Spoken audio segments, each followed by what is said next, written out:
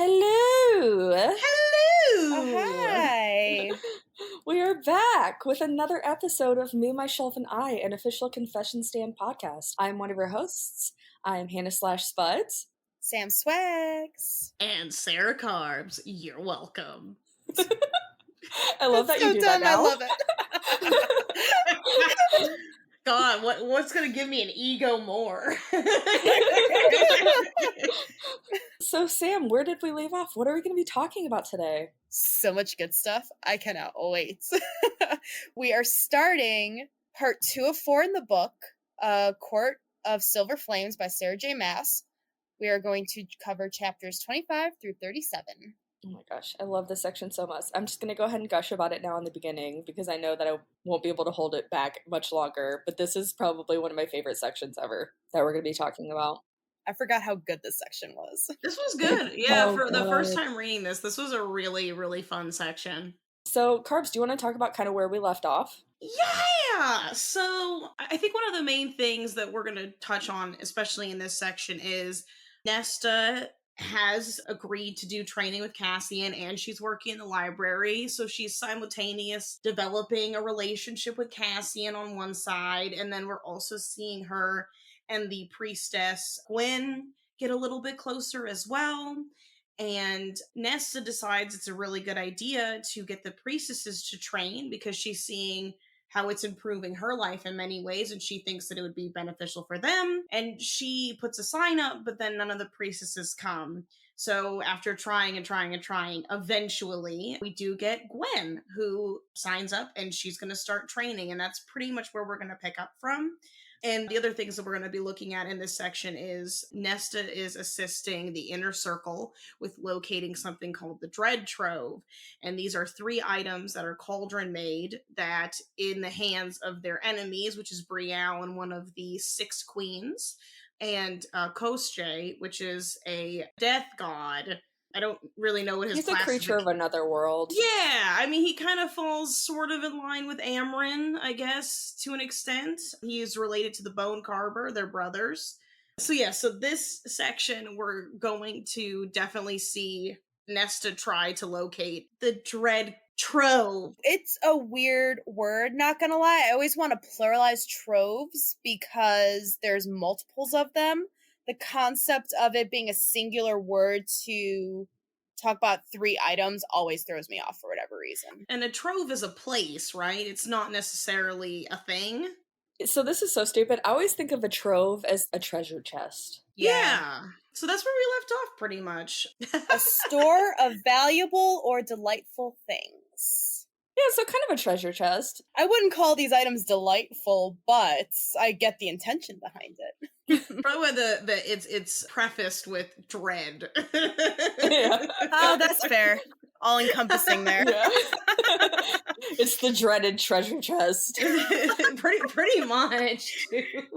Giving Pirates of the Caribbean vibes with the Yes! medallions. That crushed them all. What was the treasure called? It was from the Isle of Del Muerta, something like that. Oh my gosh, it's been so long since I've seen those movies.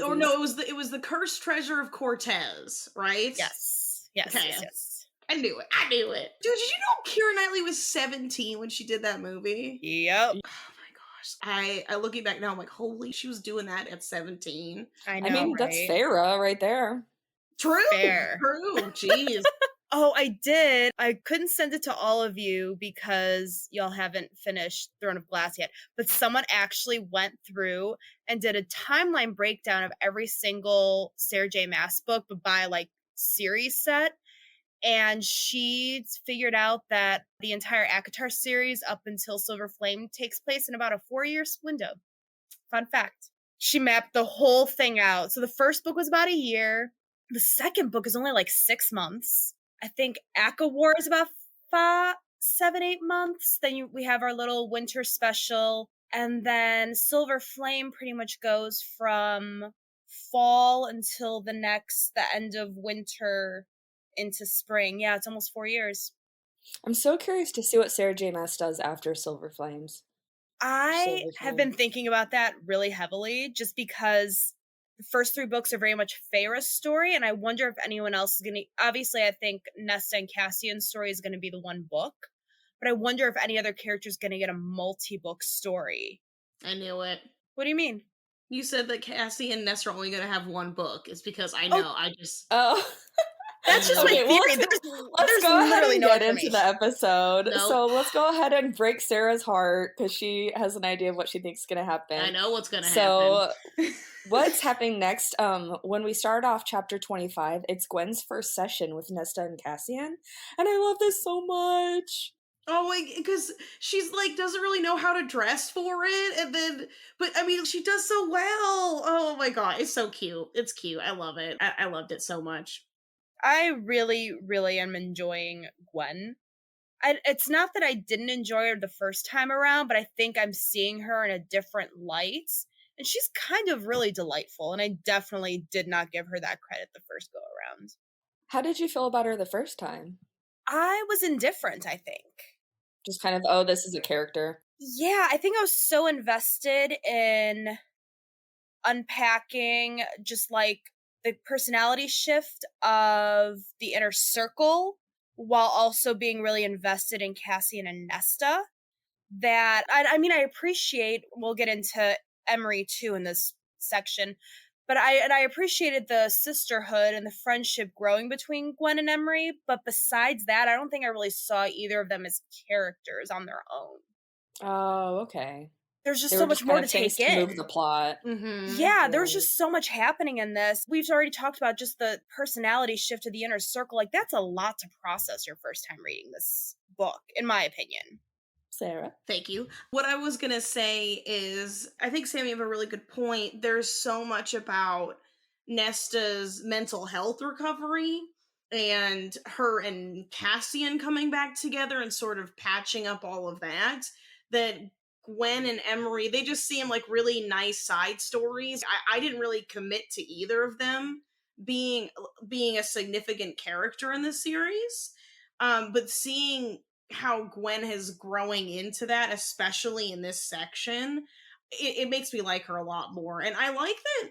I don't want to say that she's not scared of Nesta, because she obviously knew who Nesta was before she met her. She knew that she's Saphira's sister. She knew she went into the cauldron. But even when she sees her show her power, that really doesn't deter her from attending lessons and still spending time with her. Yeah, and I really appreciate that Sarah J. Maas is bringing new characters into the series. Definitely. And it's not in your face. I feel like when we met the inner circle, it was a lot. We met, 5-6 characters in one chapter in book 2, and this is so much more almost organic because they aren't all in one place. Because first it's Gwen, and it's going to be Emery next, so it's not all at once either. And it kind of supports Nesta's overall journey instead of them just like dropping in right in front of us. Yeah, and you know what? It's funny though, because this is such a Sarah J. Maas writing thing where when we met the inner circle, I feel like it was so chaotic because it was Feyre's point of view. So you almost felt the overwhelming sense of chaos from Feyre by introducing all of the characters at once. Whereas with this Nesta story, I feel like everything is just happening slowly and developing over time, and you're part of this different type of process. But she does a really good job of making you feel the different paces of these characters by how she introduces other characters and how she develops storylines. I feel like, well, I'll probably have to finesse this, but there's something about being with Feyre's journey and being in Feyre's head, being in Nesta's head, working as they work through their traumas and the crap that they go through. And I feel like because we're not in Gwen's head, that it doesn't feel as obvious. She is adjusted in a way that we really don't see anyone else. Like, everyone else kind of seems put together with their trauma. I don't know, it just doesn't feel, it's not frustrating, I guess. I don't know how to articulate it. There's just something about her own growth where she's now, when we've met her, knowing what happened to her. That's kind of like reassuring, I guess, that I appreciate, that you see that she is coming out of everything she's been through. Does that make sense? I don't know how else to articulate it. No, it does. It's almost like when we meet her, she's kind of stunted. She's at a certain part in her recovery, but she's stunted. And because we haven't been through the actual traumatic events with Gwen, I feel like it's downplayed a lot. I also have this feeling that because so much is going on in these books and every character has such a heavy amount of trauma that sometimes I don't remember what the word is, but you kind of become like blasé about something. Indifferent. Kind of indifferent. There's a specific word where you are like conditioned to just see this and it isn't as impactful. Oh, desensitized? Yes, desensitized, that's a word. It's almost like we kind of become desensitized to other characters' traumas just because we're seeing so much of it. So it's like, oh yeah, I went through this horrible thing. And I don't know, I didn't think much of it. And we're so deep in it with Nesta specifically. It is a constant battle. Like, we see Nesta's ebbs and flows of it that we don't see with Gwen. Hmm. Every time Nesta does another couple hundred stairs because she just needs to get out of her head, we're not seeing that with Gwen. Well, it also just goes to show that, like, you never really know what people are going through from the outside. I think that's just a good Absolutely. life lesson to just stop and appreciate people for wherever they are in their lives. Yeah, I'm really impressed, and I'm not totally surprised that Gwen would be the first of the priestesses to finally break through and decide to join them for training. But then Nesta, which I love this move that she did, trying to rope more people in after she had a nice little lunch with Emery in the last section. Emery's talking about how she misses good tea and she misses spices and blah, blah, blah. She sends Cassian to be her little messenger and gives her this, spice pack and tea pack. And it's like, oh, hey, you should come train with us, by the way. Emery's like, I don't know. But we also, as Cassian walks in to make this delivery for Emery up at Woodhaven, he walks in on Emery kind of having a heated discussion with, we find out, is one of her cousins, who is also in the training camps. He is about to participate in the Blood Rite. He's at full power, and kind of talking about the barbaric backgrounds of the Illyrians. Her extended family feels entitled to her father's shop that she inherited, and they continue to just harass her for the property because they just think they're entitled to it as men. Yeah, I was just gonna pick up on that and say her whole lunch with Emery was so sweet and so just normal. I was really impressed by that scene because it's one of those rare moments where I think Nesta didn't feel like Feyre's sister or like a monster out of the cauldron. Like it just felt so normalized and just very sweet and kind. And then I was shocked that Emery decided to do the training. I actually didn't think she was going to do it. I think she's in a pretty tense situation when it comes to her shop. And I certainly got the impression that if she's not there to look after it at all times, them uncles and cousins are going to come snap it up or burn it down or do something to it. I am shocked that she ended up doing this because I think there's going to be a huge risk to Emery, and I think we're going to see this in coming chapters. But that was my opinion on it. But I mean, I'm glad she came. I'm kind of curious to see how she interacts with Azriel, but we can get into that later. I see, like, Sam wants to say something. And I think you're right, Sarah, that she doesn't want to leave the shop. Like, I that was my thought too, is that I would be afraid to leave my property like that. You want to hold down your fort. But I also think the trauma of what happened to her wings makes her hesitant. Does she want that extra target on her back that she is training, that she could really actually fight them off in a way that she wasn't able to fight off her father when he clipped her wings?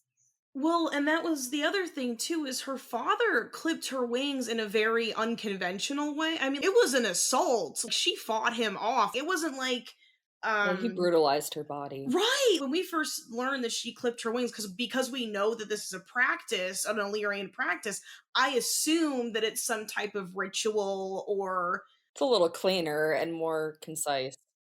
I guess more of a sanitized process. To know that her father got pissed off with her and just was like, this is happening, and like he mutilated her. Like, it's horrifying. And to think, like, I can't. Yeah, I really was shocked that she did this training. Not that I think it's a bad thing, but like the way that Cassie was talking about how her wings were dragging because the muscles are so damaged from how it was cut. It made me tear up a little bit. Like I got really emotional about that. Yeah, and I think part of the reason why she probably eventually accepted the training is because that, I think, is her only shot of winning. You know what I mean? Like, if she trains and is able to fight against these people, as much as I was worried that someone would come and destroy the shop while she was gone, I mean, I don't think she would have been able to hold anyone off anyway. So at least she's gonna learn something for the future. Well, and her father's dead, so he can't terrorize her anymore. But this is his family that's going after her for the shop, right? Hmm. Yeah. I agree. I think that was a good move on her part to get this sort of training to protect herself, because it does sound like this could happen in the future. I think the one thing that gives her that little bit of comfort to finally bite the bullet and join is that she knows that regardless of how Windhaven views her, she has the support of Rhysand, Cassian, and those higher level Illyrians, that if something were to happen to her or her shop again, because the wing clipping happened during when Rhysand was MIA under the mountain. So it wasn't it just, the times kind of slid back a little bit, but she kind of has that extra level of protection now that people would help defend her if something were to happen. She's training with the commander of the army. Like, who's Yeah. really gonna fuck with her if she's gone and they destroy the shop? Then they're gonna have to face Cassian. That's a really good point. After we just learned that he literally destroyed an entire town over his mother, I wouldn't mess with him either. Oh God, no. I mean, we don't really see it when they don't talk about it, but I agree with you. I hope that their influence is a sort of social shield around Emery, and I hope it prevents. But I mean, if they're getting drunk and just coming into her shop and messing shit up, I don't know. I feel like I have a feeling that, like, I'm kind of getting like Eris's older brother vibes from her family. Like, I have a feeling that they're eventually just gonna lose their patience, just take what they think is theirs. It's gonna be a shit They'll show. reap what they sow. Right, exactly. I mean, like, I'm sure Cassian and the girls will get on it. Like, it's gonna be a bloodbath, but I feel strongly that could happen, regardless of Rhysand and Cassian's interference. But I did want to say what I thought was so cool about the friendship between Emery and Nesta and Gwen is them swapping smut books. Relatable, right? Like, so relatable. And Gwen is so sheltered, and Yeah. I thought It's a cute friendship. it's very cute. I like it a lot. It's very relatable, girls. This guy, and it's very sweet. I like this friendship for Nesta, and it's interesting to see Nesta in a group of females where it's healthy and she's actually nice and supportive. Like, She's not guarded all the time. yeah, but she's being the older sister I think she's always wanted to be, without that influence from her mother. Because I was thinking about how she was talking to Feyre in the last section about, oh, you're happy to have a boy because having sisters was so awful. And I thought in my head, Nessa will never have girlfriends, or best friends who are women. But to see how she is just going to this, like, duck to water, I think just shows how much she's grown. And I think it's a good, healthy, sort of fresh start for her in many ways. Well, while Cassian was up at Windhaven, he had more than one errand to run. He also had a quickie little meeting with Eris to fill him in. You said that like they had a quickie. You just think that, Hannah, because you think Eris is super hot. Oh my gosh, Nesta, Cassian, and Eris. Oh my god, I would die. I would die. It'd be so good. I'm still waiting for the Cass Azriel Nesta chapter, not gonna lie. Anyway, go on. The quickie between Eris and Cassian. So Cassian also is given the green light to fill in Eris on the Dredge Robe as well. and trying to figure out what the next steps are and that they're going to continue to look for it. And then we come to a glorious scene where Cassian and Wow. Nesta are in the dining room, and long story short, she goes down on him, and they are interrupted by Azrael coming. Who intentionally is like stomping his feet down the stairs because he knows what's happening. Yeah, he can smell them. He's like, I know what you're doing there. Not at the dining room table, please. I was just gonna say, I think Azrael's got way more game than he's letting on, because he kind of shaded Cassie, but like, what did he say? He's like, you gotta spread it out, or you can't just do it all at one. Give her something to come back for. Yep. Yeah, give her something to come back for. Yeah. We're also starting to really get to see Azrael's personality, which is really nice. Where he's like the friend who's like, oh my gosh, you can really see the brotherly love between them. He's like, please stop having sex where I eat. And I think, Sarah J. Maas does such a good job of building up the tension with Cassie and Nesta too, not giving us everything right away, but these first couple nuggets are just so funny and still so in character to both of them that doesn't matter that it's not everything. It's just enough to keep us as the audience going. It's literally perfect. I'm not gonna lie, reading these sections, whenever it was just a teasing section or things would be cut off short, I was like speed reading to get to the next scene. Always. I was like, everything else is just clutter. I'm here for Nesta and Cassian. Full stop. We all are, whether we want to admit it or not. Yeah, I read those other chapters real fast. I'm kind of embarrassed. I also tore through this section. I could not stop. Yeah, you did. I couldn't put it down. It was bad. So it's funny that everyone is kind of slowly filtering in this information about the dread troves to try to put out feelers for what people can find. And Nesta decided to rope in Gwen because she's constantly in the libraries. This is the section I talked about in our last episode that was driving me crazy because we see like petty ass Rhysand and pissed me off. because of Emery's clipped wings, she had to be brought into Valaris for training to the House of Wind. So Rhysand offered to bring her in this first time, and she could only stay a small, I think half the time, probably in defense of her house and her store. And Rhysand makes this comment when he sees that Gwen is there. It's just Gwen and Emery. And he goes mind to Nesta and is like, you better treat Gwen with respect and blah, blah, blah. Oh my god, she's the one who invited her to train. They're friends, sweetie. Nesta's not that awful of a human being. Back off. Yeah, it's so uncalled for. But you know what? We gotta love Cassian. As much as he defends Rhysand to Nesta, Cassian defended Nesta to Rhysand. And he shut down. And Rhysand actually realized he was being an extra level dick. And actually kind of was close to an apology. It's kind of close, a little bit. That's a big deal for Rhysand. He's like, I'm not sorry, but I feel bad.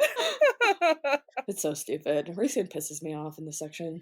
It's so disappointing. I feel like in some ways Rhysand redeems himself a little bit after Nesta has her nightmare thing. But, I still think he's kind of a dick. I feel so bad for him with the pregnancy information. I almost don't want to shit on him right now. Yeah, but like I said in the last episode, though, it really seems like he's the hormonal one in this whole pregnancy situation. Oh, 100%. Yeah. Like, he acts as if he's the pregnant one. Yeah, definitely. Well, we'll get more into the pregnancy stuff a little bit farther down. Speaking of bitches, Meryl.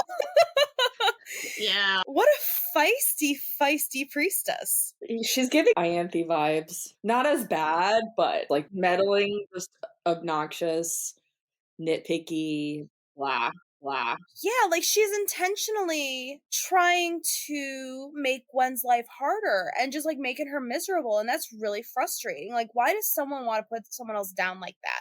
Well, Rhysand, why don't you get on Meryl? He should be having this conversation with Meryl about treating Gwen with respect. And, it's really disappointing because Meryl calls Nesta out for swapping out the wrong book that Gwen brought her. And it's like, why didn't you just let her just deal with it? Why was that one tiny little mix-up such a big deal to you, and that you wanted to punish her for it? It was such a weird interaction. I'm like really over Meryl at this point. I forgot how annoying this whole scene is. Meryl gives horrible boss vibes. Yeah. Again, that whole TA professor vibe. Oh yeah, the monk's helper or whatever. The more accurate description of that. Well, and then we come to find out a little bit more about Gwen. Sarah, do you want to take it away? Yeah, no, I was actually just trying to jump in because I definitely want to talk about this. So when Meryl leaves after Nesta totally telling her off, and I think that was pretty shocking for all the priestesses to see, not just Gwen, because I don't think anybody stands up to Meryl. And so Meryl leaves and Gwen starts going into her own history, and we find out that Gwen's grandmother was a water nymph. Yes. And her mother was part of Calanmai. Well, let's go back to her grandmother. So her grandmother got knocked up from a fae in the Autumn Court, and then her mother gave birth to twins. So we know that Gwen actually has a sister. Who has the webbed hands, which I thought was really cute. Yeah, she has the web hands. And Gwen has... Isn't it that her, like, eyes are different, or that she's more flexible or something? Didn't she say something? It's her eyes. Yeah, her eyes. Okay. I think she did say that she is a little bit more flexible, or there's something about, because she's a fourth water nymph, that she's more pliable. That they noticed she picked up on training. She was pretty much on Nesta's level, it sounded like, after like 1 or 2 rounds, because Emery had to deal with learning how to balance with her bum wings. And that was like the immediate difference, was that Gwen picked up on the balance aspect of training much quicker than any of the other 2 had so far. Yeah, that's what it is. And what's sad is we hear Gwen talk about her sister in the past tense, because we do know that her sister was with her when the attack on Sangrava happened. So this is where Nesta assumes that her sister did not survive this attack. And I've constantly thought about Gwen sort of being ashamed a little, or like carrying around a lot of shame. She doesn't wear the stone on her head like the other priestesses. She didn't want to train at first. She takes on all of this verbal beatings from Meryl, and she doesn't really fight back. And I can't help but to feel like there's some shame and guilt in there. And I think it might have to do from this attack and knowing that she had a sister there. That is my assumption, is that her sister didn't make it out of that attack. Yeah. I think that was the given after that whole conversation. That she's also lost that. Yeah, I don't think there were many survivors in general from that attack, let alone, the odds of her sister having made it out were probably very, very slim. And it was her twin. But something else that I really want to get into, though, about Gwen's family is that her mother, that you kind of touched on, Sarah, was a participant in Calanmai. And she got impregnated by a man during the spring court festival. So there is a really interesting fan theory wondering if her father could be like Lucian or Tamlin or something. Oh my gosh, that would be so messy. It would be so chaotic. Could you imagine? It would be so messy. I feel like the assumption would be Lucian because she has the red hair and everything. Yeah. Oh my gosh. What if Lucian's her dad? Oh my god. Sorry, I'm like going down this mental spiral right now in my head. That'd be so awful. What if that's Lucian's story, is like when he goes off to find his own and he's with the band of exiles, somehow we find out that Gwen is his daughter, his long lost daughter. That would be wild, man. Let's just like throw another wrench.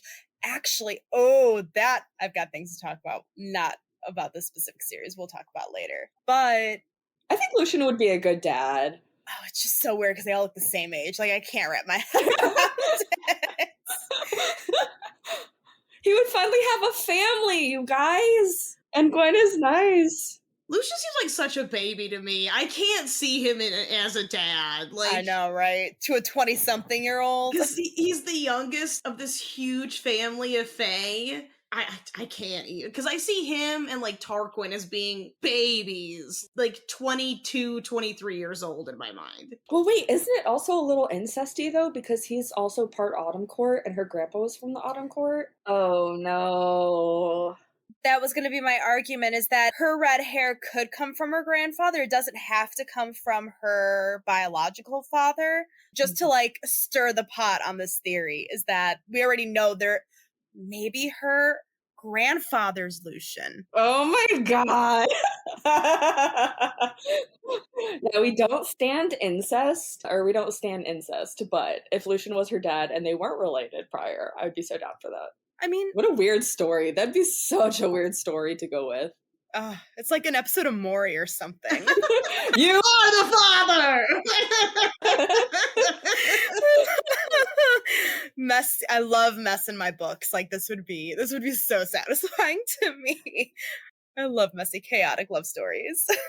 Speaking of mess and chaos, Nesta attempts to scry on her own, and she has Cassian there as a second set of eyes, which is really cool that she trusts him. I love them. And it doesn't go super well. When she does it, nothing happens initially. So she thinks like, oh, I don't have power anymore. Nothing's happening. Then it all comes out in the middle of the night while she's sleeping. She has this awful night terror, PTSD, reliving Elaine being taken, and Cassian and Azrael go into her room. And reading it again, I had the visual of like Rhysand's night court power seeping under the door. It almost had that same vibe of how powerful. When Rhys had his nightmare and Feyre was almost getting blown away. Yes. So it took so long to calm her down. They actually had to pull Rhysand in. And she has like a whole exorcist moment where she's like floating. Yeah, I totally saw that. Well, and what I thought was kind of cute about this scene is technically the house sort of woke Cassian up to, it's sort of like flickered so that way Cassian would understand. Like it kind of helped wake him up to get to Nesta, which I thought was really cute. And then I had to read this section a couple of times because it just said, and then Rhysand was there. Like he just poofs in, and I was like, when did Rhysand get here? Was he here the whole time? And he's like trying to fight off Nesta's nightmare with his own dark power, and she was really putting up a fight. And finally, I think it's Cassian who just calmly tries to talk to Nesta and get her to calm down. And she eventually gets to sleep. But the whole incident made Rhysand tremble. And they asked him what was going on. And he's like, she's death. She's just straight up death. It was... It was not awful. Gonna lie, it was kind of nice to see Rhys tremble in fear. A little. I'm not gonna lie to you, it was satisfying. It was very satisfying. I'm like, that'll teach you, get you step down. Yeah, don't mess with Nesta, Rhysand. Be a little nicer. So it was kind of a combo of Cassian and Rhysand. I think Cassian was able to help her physically, but it was Rhysand that was able to get into Nesta's mind with his Daemati ability, that was finally able to snuff out, quite literally, the solar flame that was encompassing her. And what he saw when he was calming her down is what freaked him out. The amount of power, the trauma. Oh, it was her in the cauldron. Yes. And it finally humbled him. Well, maybe now he has a little sympathy. Yeah. Little sympathy for Nesta, finally. I think so, too. Oh, yeah, my note here. Scrying triggered her trauma. I was like, what a concept, Rhysand. No, I'm not dealing with any of his bullshit this book. They were the ones that were pushing her to do this in a week, and this is what they get. Yeah, and then he gets scared once he sees what it's like. It's like, yeah, Rhysand, back off, sir. Oh, maybe we won't do this again. JK, we know Rhysand will push her again. It's fine. Oh, of course. Because he's Rhysand. And the best part is Nesta doesn't even realize this happened, and she just wakes up the next morning, and Cassian had stayed by her side the whole night. It was so cute. So cute. He's so worried for his nest. It's so sweet. We Let's love go, it. they're like, let's go get breakfast. Okay. Like, What kind of breakfast? Wink, wink. I'm just saying. with these two, you Nothing never but know. That's fair. And, I think Nesta reliving, being forced to relive that trauma of her being in the cauldron and Elaine's disappearance, she kind of opens up to Gwen a little bit more, and they both add a little bit more context to what happened without saying too much, and it kind of adds that extra layer to their friendship, which is really nice to see. Then, the biggest, I think we're going to have a good few minutes talking about this, but Rhysand's all like, no, I didn't sleep well, and it's not just because of Nesta. We find out that Freyra's got a little bit of a pregnancy complication. Who wants to go into this detail? The baby has wings, and it turns out that when they had sex, she had used her shape-shifting ability so that she also had wings when they were having sex. And so they're having an Illyrian baby that has wings, and her body is not built for that. Apparently, Illyrian women have certain bone structures in their hips in order to deliver a baby with these wings, and she just does not have that. And Feyre doesn't know that it's dangerous. Rhysand has not told her that she's going to have complications with her pregnancy. And that is so infuriating. He's like trying to protect her and not stress her out. And he's so like losing sleep and stuff, but he's not even sharing this information with her. Well, and the other thing too is it's determined that she can't shapeshift when she is in labor because that could affect the baby somehow.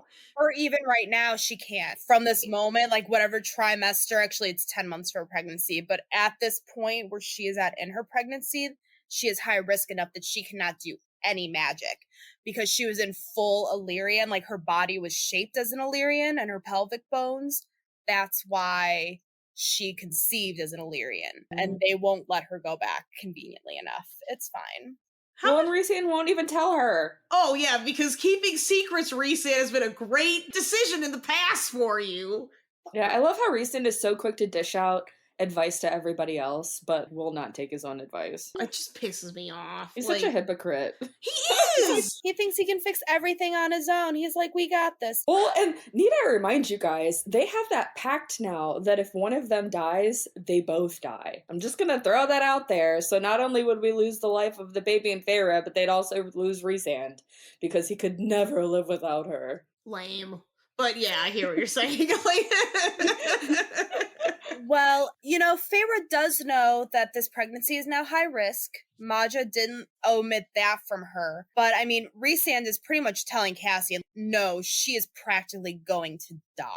The odds are, like, not in either of their favors, her or the babies right now. Because there's pretty much just preparing for a funeral. Well, and there's no such thing as a C-section, right?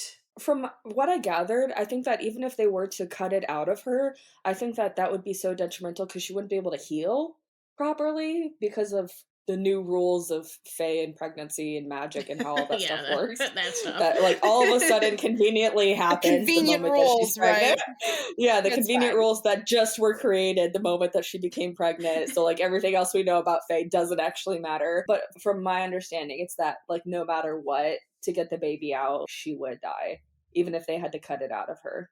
So I have a question for you guys as I was reading it, because all this information came to Cassian from Rhysand. And what's crazy is literally the next day, after, Cassian's like, are you feeling better? Blah, blah, blah.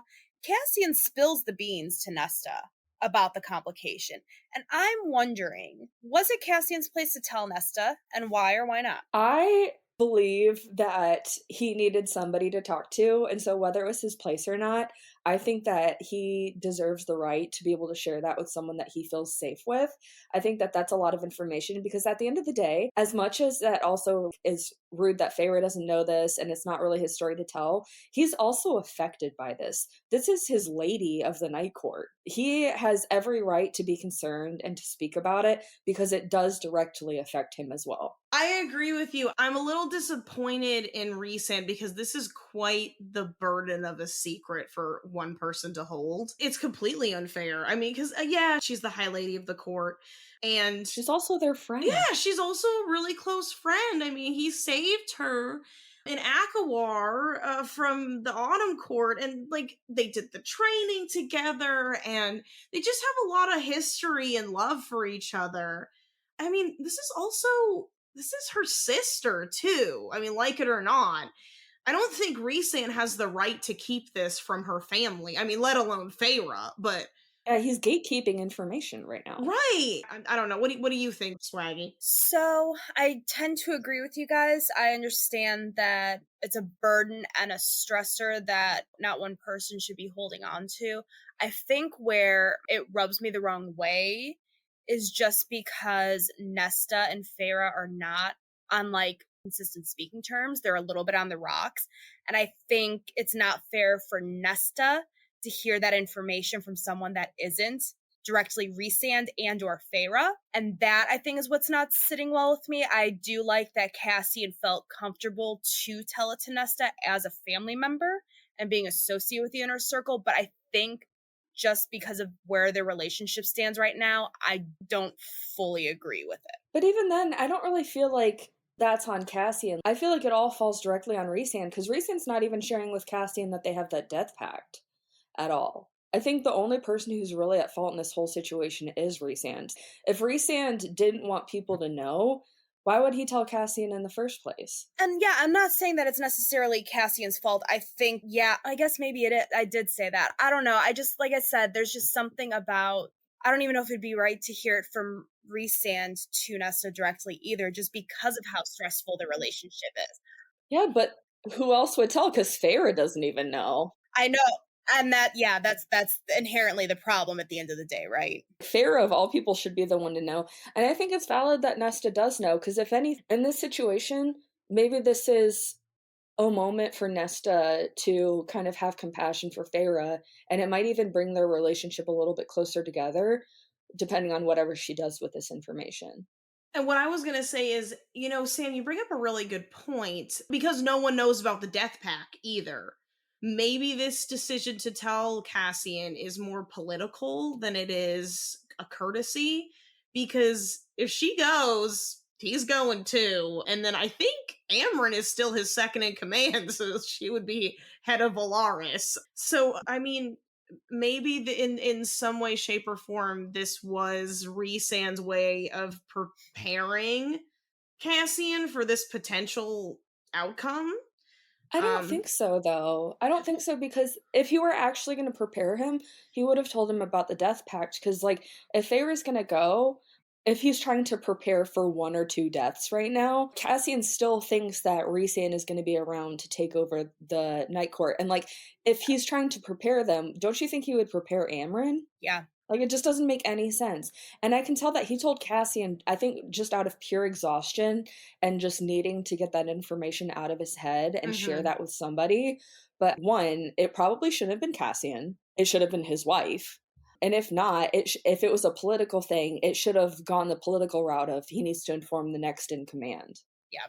So, I don't know. I don't like the whole situation. It's so messy. And it's just funny because, like, Rhysand is such a hypocrite. This isn't the fun mess that I like to read in my books. Yeah. I just think 2 wrongs don't make a right. Because I think you're right, Sam. I don't think it was really Cassian's place to tell Nesta. I don't really think it was Rhysand's place to tell Cassian. So I think they're both wrong. It's all a cluster either way. I will say I think we have to kind of start from the root of it, which is Rhysand.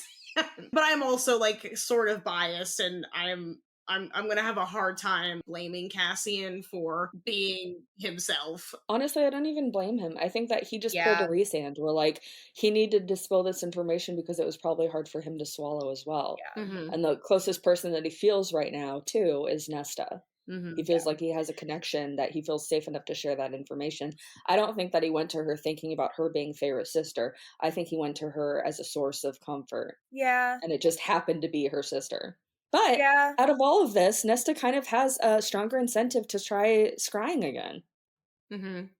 Because now she, like, really has to get the show on the road. She can't really procrastinate anymore, and she's gotta take it all head on. And this is when Cassian Cassian insists there are a couple more people that are there this time to make sure that she is as safe as possible, so there's no repeat. I think he learned after the nightmare. He was like, after watching Reese scared in the nightmare, he's like, I think maybe it should not just be me.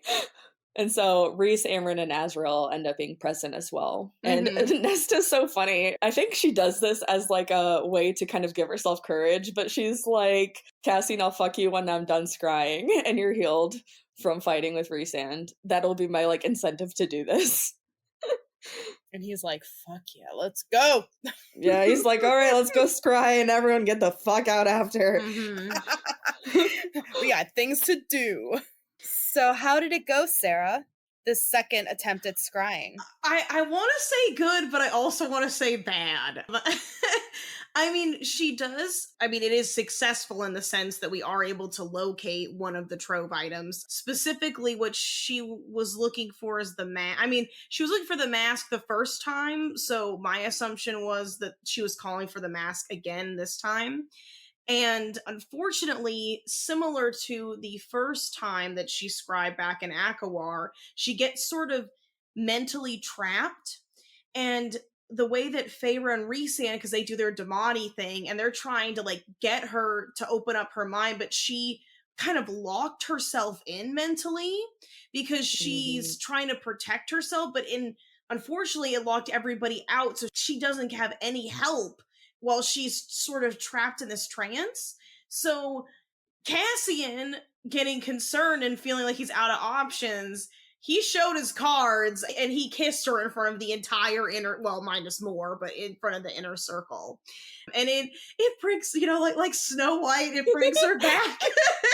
She's awoken from her slumber. I think she like pushes him off of her when she finally comes to consciousness. But yeah, I think what's sad about it is that this is Cassian really showing how much he cares about, like, he's being very public about his feelings for Nesta. Like, he's really not holding it back anymore. He's not trying to make things, it's not a bad thing. It's just, we know that Nesta really isn't there. So I hate this feeling of imbalance, I guess, with the two of them. I don't know if you guys felt similarly. I didn't, but I can see where you're coming from. Like, that makes sense to feel that way. Because even if Nesta likes Cass, which we know she does, there's just this need for her to have this control of how she's viewed. And she kind of stole that from her. Right. And now she kind of has the upper hand right now. But I will say, before we move on to the next thing, is when Nesta comes to consciousness, she drops the bones and stones and they land in a place called the Middle. This is where the under the mountain was in the first book. And it's also where the Weaver's Cottage is and something called the Bog of Orid. This was a very sacred place once, but now it's sort of I almost want to say it's like a landfill for monsters. Yeah, well, it's pretty much, so they sent all of the monsters that were kind of dispersed throughout all of the different courts, and they've kind of trapped them there in the bog. That is now their kind of resting place. And it's like, what did they say? Like the old warriors, the monsters, everyone who was kind of banished, they've been trapped in this bog now. What I thought was really cool about this is a different set of requirements to be put in the bog. Not all the monsters that are scattered throughout Prythian get sent to the prison. There's a difference between what's in this bog versus what gets locked up in the prison. And I thought this whole concept was very interesting because it's not necessarily a punishment to be put in the bog, because you can't fault a monster for being a monster is their sort of logic behind it. They're just doing what they're born to do. It's like you wouldn't punish an alligator for eating a person because alligators eat people. You and your alligator thing, you need to get over it. I can't do it. I can't. It gives me so much stress. Or like a lion eating an antelope. Like, it's being a frickin' lion. You can't be mad at it for being a lion. So I really like the logic behind that. I thought that was a really interesting concept when it comes to this location. And it kind of becomes a dumping ground because there is no one ruling over it. It is like a kind of like a free-for-all. It's like, you've been allocated to this land, this is what you get to be free and not in the prison, but there's no order to it. right.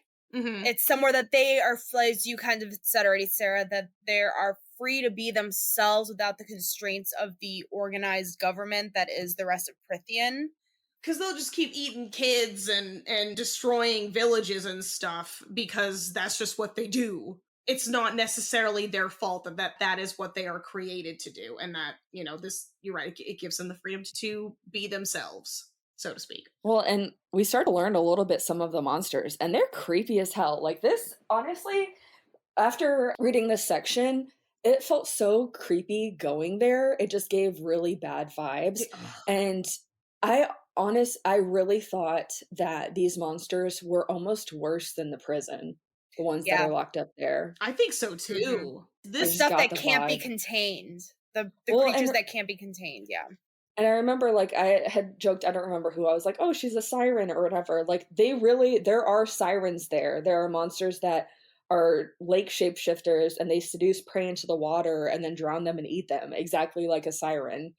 And this is also where the witches dwell. And it just seems so much more ominous than any of the creatures that we have seen, even like Bryaxis, the Bone Carver, and Amarin, and all of these otherworldly things. Like, it just seems so much more scary.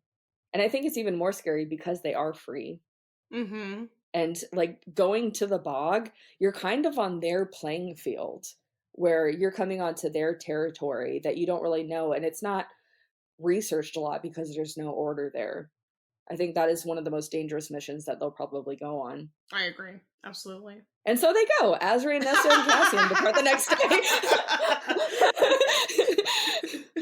They're like, let's go. We gotta get the show on the road. Well, Nesta's like, if we don't go now, I'm never gonna do this. So we have to go tomorrow. It's like, we gotta go before I chicken out. Let's just get this over with. And the moment that she gets there, she already feels something. They're up in the air, and Nesta instantly feels something, and Azrael just kind of disappears into the clouds and the shadows.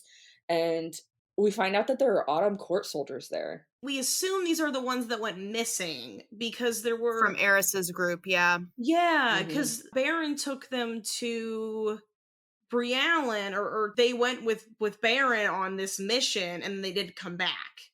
And then they're being attacked by this set of Autumn Court soldiers, and Az gets hit with an ash arrow in his wing. He's downed for sure. I mean, he's still fighting his butt off, but he's very restricted on movement. Oh, and like, what a way to start this whole journey to this terrible land. We've already got a man down, one of our strongest soldiers. Well, and just before we keep moving on, I think the important thing about seeing the Autumn Court soldiers is that it puts into question, has Eris been playing the Autumn Court, or has been, where does Eris's loyalties lie now?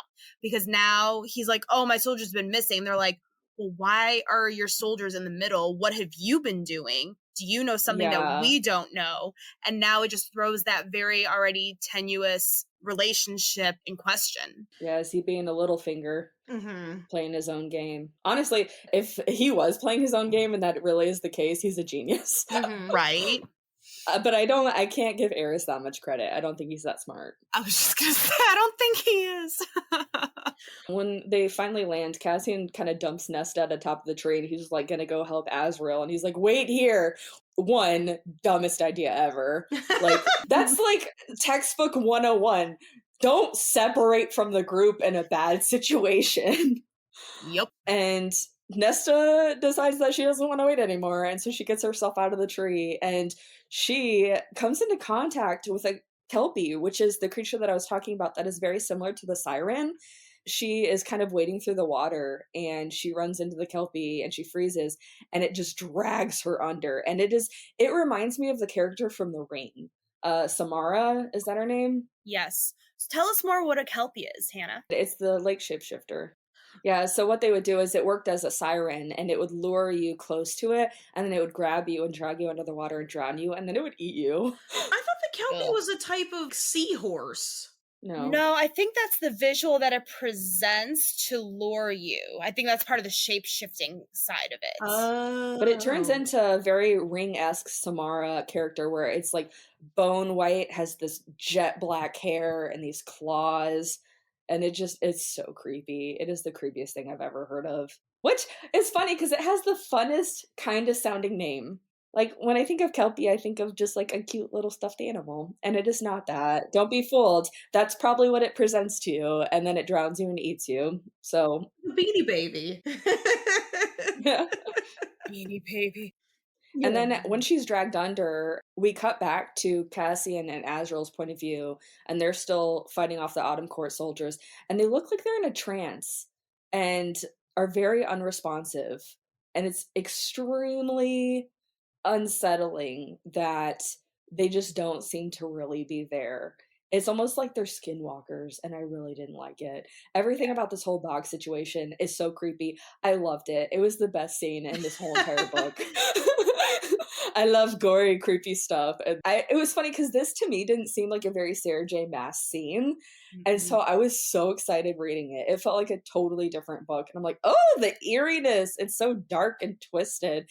And I legitimately felt on the tip of my toes just nervous the whole time I was reading this section. You know, it's funny that it's so close to the Under the Mountain because I feel like this is the same type of shift that took place in ACOTAR, where the book was so different compared to part 3. And this is similarly like we've just been training and library and having tea with the girls and stuff. And now we're in a creepy ass bog fighting a siren and these like rabid almost soldiers attacking Cassie and Azrael. It is an intense, wild scene that is a complete shift from where this book kind of starts out. So I would almost argue that it was almost creepier than Under the Mountain, because Under the Mountain, as much as Amarantha was scary, I will say it was grotesque and disgusting, a lot of the stuff that Thayer was put through, but it almost kind of felt kitsy with the whole you have 3 tasks type of things. Sorry, I just want to reiterate really quick. What I was trying to say is that I just thought it was ironic that this is happening in the same location as Under the Mountain.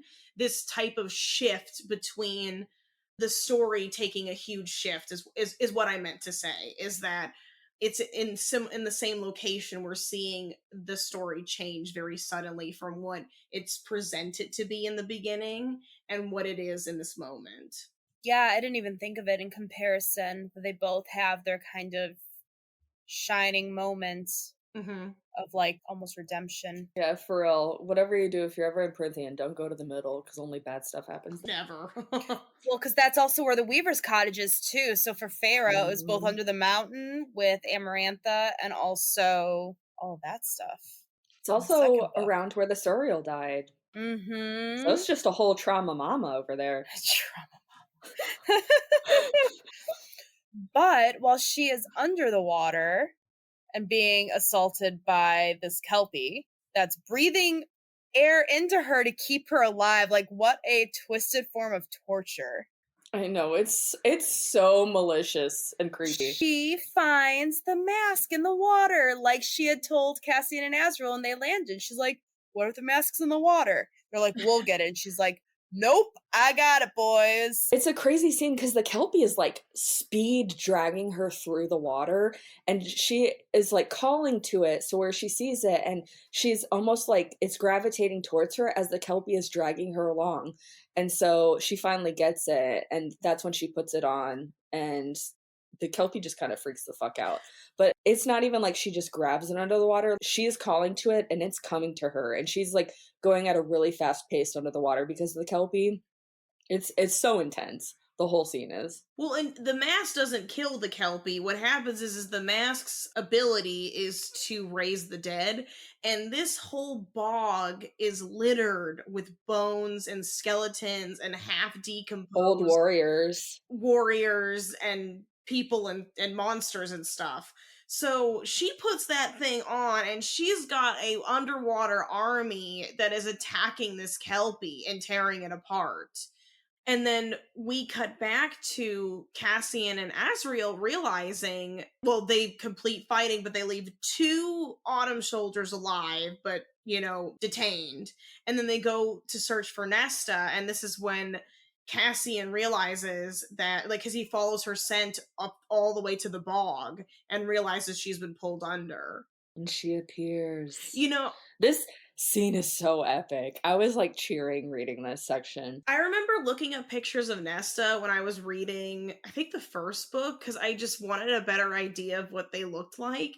And I saw this image, like I saw this scene that someone had drawn out, and it was very intense. And I assumed that was the scene when I first read Akawar. I thought, oh, that picture must be for when she holds up Hybern's head and then looks at it. But I'm like, what an interesting interpretation of that scene. Because it didn't look like Hybern at all. It was this like stringy monster face and she's glowing and she's all wet and stuff. I'm like, well, I guess she could be really sweaty. I mean, it was a pretty intense fight, who's to judge? So reading this scene, I was like, oh, this is that picture. And I'm like, damn. It's so epic. It's epic. And it's so creepy because she just raises this army of the dead and they all just appear out of the bog. The image that Sarah J. Maas writes as she's coming out of the bog is so, God, I don't even know how to explain it. It just, everything was so creepy and eerie, and she just encompasses death. And I think this is the first time in an image that you see just how powerful she actually is. Can I read the quote that she comes to her moment when she finally raises the army? Because I just think it's so freaking powerful. Like, it's finally her truly taking everything that's happened to her and finally owning it, not wallowing in it. Though she had fought back against all her previous attackers, they had all happened to her. She had survived, but she had been helpless and afraid. But not today. Today, she would happen to him. Oh, chills. And she's got the Kelpie head in her hand. She just looks like a badass bitch. And the boys bow to her. I love it. First the army of the dead starts bowing to her, and then the boys get down on their knees. Oh, I love it when 2 men get on their knees for you. Yes, Cassian's about to get down and do it again. Yeah, it is. Yeah, it is. But I'm just saying, this was my favorite scene and probably the whole series. It was fun from start to finish. From the moment that they got there to the moment that they leave, I had so much fun reading it. Mm-hmm. And then she passes out. Well, yeah. She takes the mask off, she just easily takes it off, and that's important. And then she passes out.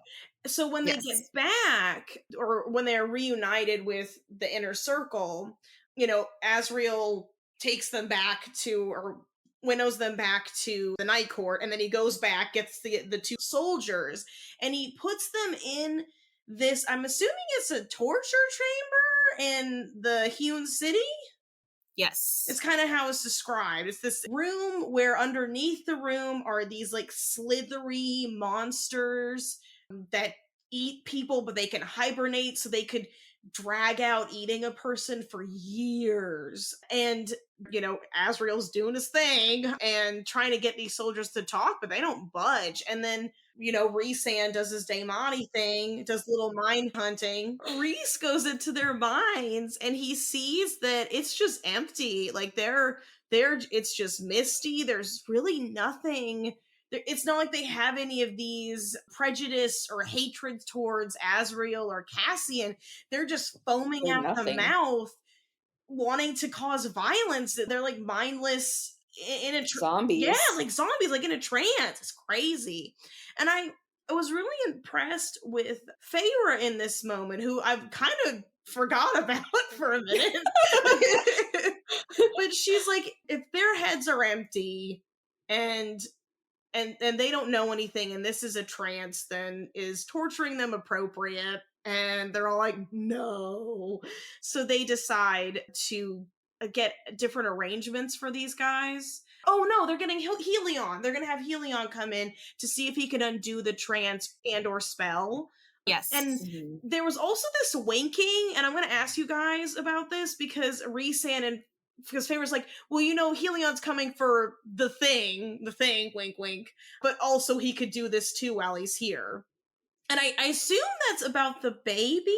Yeah, so it's the baby guard, the thing that she has around her. No, it's actually to see if there's anything that Helion knows that can safely deliver the baby and save Feyre.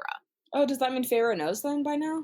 She knows that it's a high-risk pregnancy. She doesn't know that she's practically going to die. So this is just them feeling out all their options. Okay. Because I thought Helion was also part of the magic that put the bubble around her. She Yes. came down in a bubble, dog. This is the moment for Grow that. up, man. Grow up. I'm going to stab him. Her sister was a witch. Oh, how fitting. This is a very fitting. She came down in a bubble, bro.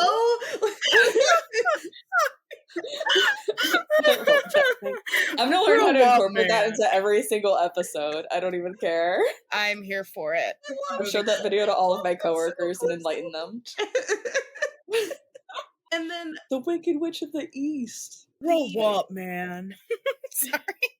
Can't stop, won't stop. I know, it's like a tick now. I don't know. It's grow up, dog. I'm just gonna start randomly saying dumb. that I shit. love it.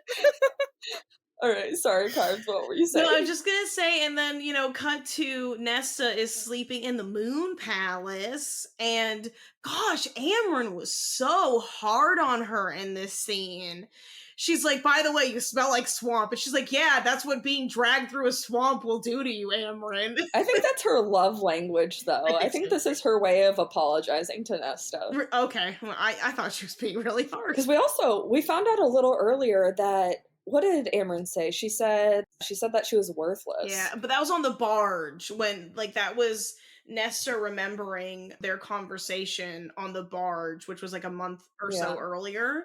Well, yeah, I know. I was saying that, this is after her calling her worthless. Sorry, thank you for clarifying. This is her way of, apologizing. Mm-hmm. No, I have to say, my reasonings for not liking Amren and Akawar were petty. But you know what? They carry through in this book, and I will stand by it. I do not like Amren, and this does not help her redemption in my eyes. Never again. To be fair, Amren shouldn't even be there. She shouldn't even still be a character. I love Amren, but it doesn't even make sense as to why she's still here. It's just another plot hole where it doesn't actually make sense, and everything we've ever learned is a lie. Go on. She is the one character that was not worth bringing back. I'm fine. I'm fine with whatever bullshit Sarah J. Maas had to concoct to bring everybody else back. No, we could have done without Amren, and I'm going to keep saying that. Ooh, I'm done. I mean, I will not stop. It could have been a good opportunity for when Nesta raised the dead. I'm just going to say, if Sarah J. Maas ever needs some help writing, this could have been a good opportunity for Nesta to accidentally bring Amren back from the dead as she's lifting people from the dead now. I mean, no. You I make hate Amren. I was like, no, absolutely not. Fuck that bitch. Dead to me. I think I agree with you. I think that would have been a better writing than the oops. Here's hey look, who's attached to Rhysand? It's Amren. And she's a people now. Yeah, and she's a people. She can poop now, which is great. So there was a couple things that happen when they go to see Nesta after this interaction with the soldiers. One, they had warded the mask and they put it in a separate room with its own wards and stuff. And so no one could get to it. And when they get up to the palace, Nesta is sitting in front of the mask just looking at it. And they're like, how did you get in here? And she said, the mask told me to come in here. I mean, It's so creepy. I love you it. said I could come The in. door was open for her. The door was open for Yeah, her. like calls to like. I mean, she is the mask. The mask is her. Mhm. She is Lady Death, my friends. So they decide that while Helion is there, that he should teach Nesta to create a ward, because it seems like she might be the only one who can create a ward strong enough to really keep people out, especially if she can break it in her state. And then the other thing is the mask usually does not come off of people easily. I'm kind of thinking of, It's like an octopus sucking to your face. yeah, I mean, I was thinking of an anime, but yeah, octopus is fine. I just remember like starfish, like in the Little Mermaid, where they like latch onto your face, and you're like, get this thing off me, and it doesn't. That's how I imagine. I was kind of thinking of like The Mask with Jim Carrey, and how like a nice person Yes. is like a lovesick crazy man or wild man, whereas someone like Dorian, when he puts on the mask, he's super evil, and that's because it's just fueled differently by the mask. So when a normal human or a fae would wear the mask would control them. But in this case, because she is so the cauldron is so much in Nesta, she actually had more control over the mask when she was wearing it. And she was the mask's boss. Yeah. Sam, you talk. Well, I get to talk about the good part. they finally Nesta holds her promise to Cassian. Cassian's face is healed. Nesta got a little bit of rest. And so they go into it, he approaches her, and they're doing it in Moonstone Palace too. I totally forgot that they weren't in the House of Wind. Oh, because that was one of the catches. She's like, I told you that you could fuck me anywhere in the house. She's like, so we're going to do it where I want in the Moonstone Palace, so you can still have your way in the house. So there's going to be more to come. And I mean, they're about to start. She's like, no, this is only sex. This is all, like, and essentially implying that this is all she can offer anybody at this point, emotionally. Which is fair. She also just raised the dead. And yeah, so it was very spicy. We love to see it. But the best part, my favorite, I'd be so pissed. I would be so mad. It makes me laugh every time because it's just the epitome of their relationship. They just like knock each other down a peg. So they finish, and Nessa's like, oh, now we're gonna get some like little cuddling, whatever. And he immediately jumps out of bed, puts his pants on, and halfway out the door, he's like, thanks for the ride, Ness. Yeah, she said she wanted casual sex. He gave her casual sex. You could tell that was totally such a dig at her because he felt really petty about what she had said. Love it. They're both so petty. They're dancing around it. And yeah, I love it. I loved it. The relationship is so fun to watch unfold. But Sarah, tell us what your concerns were. You had really strong feelings. That scene before we started this. That scene kind of broke my heart, if I'm honest. Why? It's just that is it because the lack of romance? There's that, because you know how much of a sap I am. But when I read this scene, it kind of reminded me of Hunt with his first love that was killed. And I think what bothers me about their relationship at this present moment is Nesta has the upper hand. Cassian's shown his cards. Like, he's obviously into her. He's falling for her. He's getting disappointed when she says it's just sex. Like, he obviously wants something more, and she is not at that place right now to give that to him. And there's this, and I am so mad I didn't save the line, but there is this line where she said that she felt like a warrior and Cassian is her sword. And for me, that was like, oh, he's not an equal to you. He's something that you're using. Can I play devil's advocate? Not yet. And what I was gonna say is that this is reminding me of a movie that I've showed Sam called Timer. And I won't go into that because I don't want to spoil it, but I just feel very strongly like this relationship isn't going to work. I think they're on very uneven planes. And I think that this is a necessary relationship for Cassian, because I think this is getting him to come to terms with his own wants for having a family. Like, he's finally like getting out of his fuckboy phase, and he is getting into this next stage of his life. And I think Nesta is helping him to do that, to acknowledge that he wants more from his relationships and he wants more from his life. But I don't think Nesta will be that person. I feel very strongly about that this isn't going to work.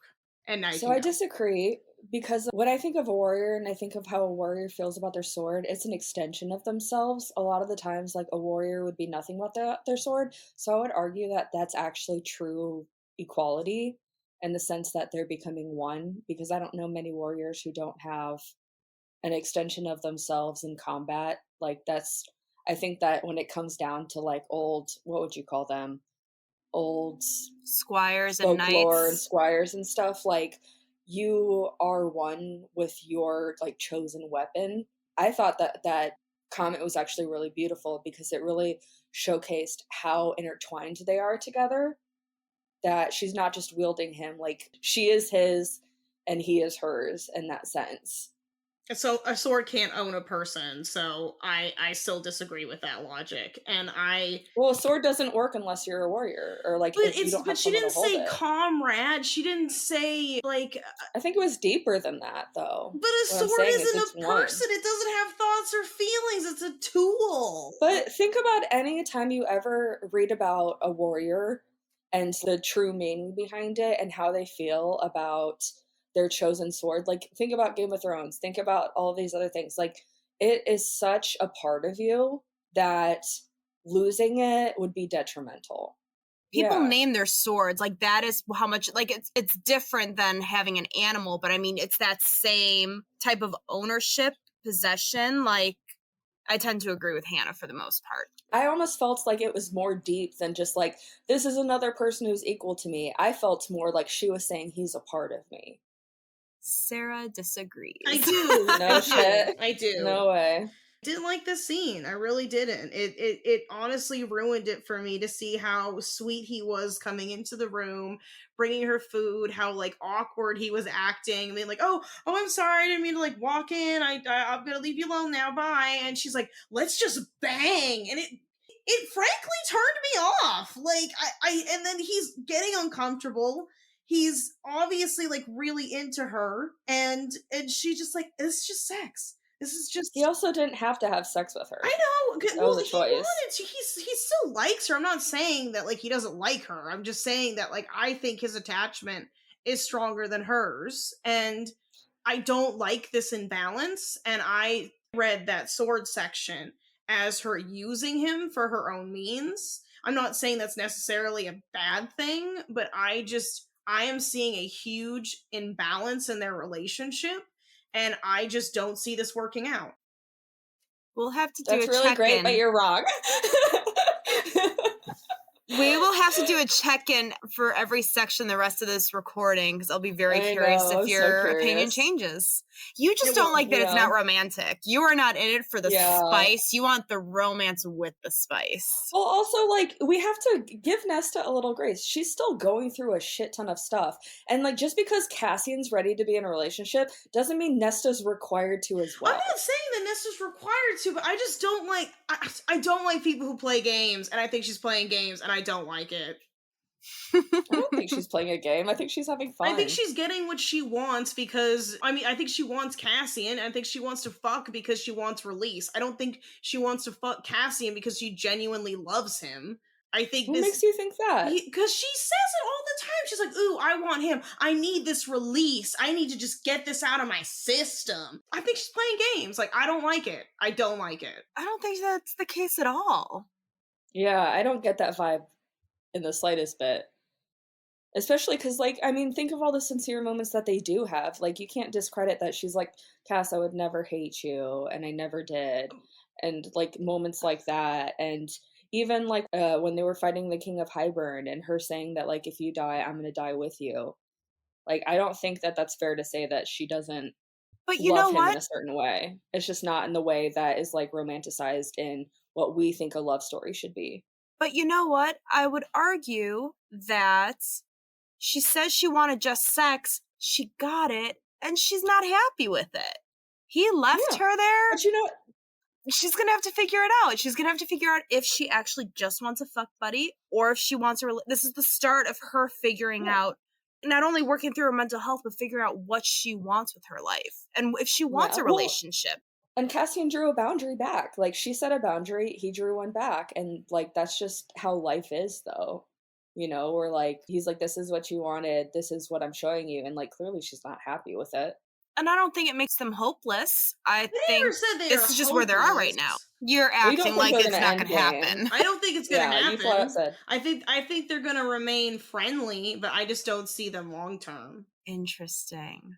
We shall see how you feel in the next section. It's also likely when we go into episode 18. I think it's also likely that Cassian might die at the end of this. That's the most tragic solution. Or my other theory is that Nesta will transform into some type of monster and maybe try to kill him. That was my other thought. But yeah, I don't see this working out. But okay, next episode. What are we doing? Oh yeah, next episode will be episode 18. And this will be the last half of part 2 out of 4 of this book, which it's going to be a doozy, but we're going to do it. It's going to be chapters 38 through 50. Ooh, that sounds like a lot of chapters and a lot of pages. Sarah, you're going to be devouring this. Like, I would not worry. I'm not saying that I don't like the book. It's just this. I did not like that scene. So there, I said it. Our little Taurus is being so stubborn. Never. No, here's the thing: is I know I'm right, and I'm usually right about this. I was right about the whole love. Oh my gosh! I'm gonna put this in writing, and I'm gonna throw this in her face later. Sarah is never right. I was right about the love thing, and then I didn't trust my gut, and then I was kicking myself that I didn't think it was love, and oh my gosh. I cannot wait to play this back to you and get your reaction. You were almost never right. You guys get so upset about this book. So, like you guys always say it's super emotional and that this book destroyed you, so I know something horrible happens. Something horrible does happen. But it's also Sarah J. Maas, and she always wraps everything in a pretty little bow. Not this. All right, well, we'll leave you to lick your wounds, and we will see you on the next episode. Bye! Bye! Thanks for listening. You can follow us on Instagram at confessionstand_podcast for any show updates. Feel free to give us a follow on our Goodreads, too, to see what we're currently up to. That link is in our bio. Bye. Bye.